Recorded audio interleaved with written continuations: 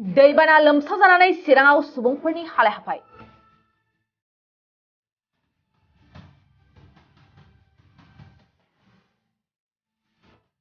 दैबाना लोमसावनायनि जाहोनाव सुबुंफोरा न' बां गारनानै रैखाथि बादायाव थानांदों। नंगौ, नैबे नुथायानो जादों चिरांनि कुंक्राझारा गेजेर फरायसालियाव। दैबानानि जाहोनाव न' बां गारनानै दुखु दाहानि गेजेरजों फरायसालियावनो हर सान बारहोनांदों सुबुंफोरा। खालामाथिजों बायफ्लेलांबोनाय माख्रा दैमाया चिरांनि गोबां ओनसोलखौ लोमसावनानै दोनदों। जाहोनाव सुबुंफोरनि गोबां धोन सम्पथिफ्राबो सिलिंखार। मिथिनो मोननाय बादिब्ला कुंक्राझारा, दैस्रोमजरा आरो भावरागुरि गामिनि खमैबो गं200निबो बांसिन नखरनि सुबुंफोरा कुंक्राझारा गेजेर फरायसालिनि रैखाथि बादायाव थानांदों। मख'नो गोनांदि कुंक्राझारा BCDCनि सिङाव फसंनाय गासै 4 जायगानि रैखाथि बादायाव थानांनाय ओनसोलखौनो दैबानाया बांसिन गिथावना खालामदों।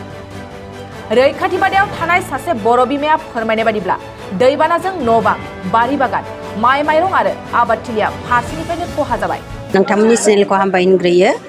जोंनि नैबे दैबाना लोमनाय अलखद समावहाय फैनानै बे चेनेलनि जुदि बयनोबो फोसावनो मोन। दैबानायाथ' मैया 11थानिफ्राय लोमदों, साननि 11थानिफ्राय। ओमफ्राय लोमनायजों लोगोसे गिदिरानो फैखादों। ओरै नै दा जों गसंनाय ओरैनि एरियाफ्रा फ्राय धंस जाजोबदों। बोरमा मोसौ मोसा गोजावदों। सोरबायाबा संनो खावनो भाराबो मोनाखै, मानसिल' रिलिफ केम्पआव फैनो हादों आरो सोरबायाबा फैनोबो हायाखै। जों खोनानो मोननाय बायदिब्ला जोंथ' मैया हराव फैयाखै।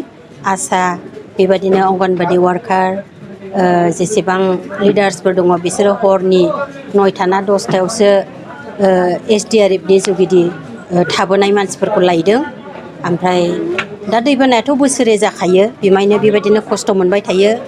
ओमफ्राय बेबायदिनो बेल' नङा, न' बांल' नङा, फोथारनि आबाद दाथ' नै गायनाय फुनाय सम, बिसोन फोनाय नस्थ' जाबाय, गायखानायफ्राबो नस्थ' जाबाय, गोबां बारि बागान नस्थ' जाबाय, न' बांफ्रा दै हाबनानै खुरखाजोब्बाय, नस्थ' जाबाय, लामा सामा नस्थ' जाबाय। नै बेबादिनो बोसोरे जाबाय थाखायो बिदि। दा जोंनि मिथिनायावहाय जों खाथां मिथिथारनाया जों 3खौ मिथिनानै दं। कुंक्राझारा, दैस्रोमजरा, भावरागुरि। ओमफ्राय फरेस्ट भिलेजखौबो जों एसे खोनादों, नाथाय स्पटआव थांनानै जों नायहैयाखै, खोनादोंल' आरो। बेबायदि जायगायावनो रिलिफ केम्पआव दंफैयो। ओमफ्राय माखासे बै दैस्रोमजरानि स्कुलाव रिलिफ केम्पआव दं आरो। बेनो बिदिनो बिस्कुट माबा माबि बिदि सिरा नै बेफोरबायदिल' मोनदों। मैया मोनायाव माइरं मोनदों होननानै मिथिदों एसे एसे। ओमफ्राय माइरं मोनब्लाबो संनानै खावनानै जानो भारायानो गोजावजोब्बाय।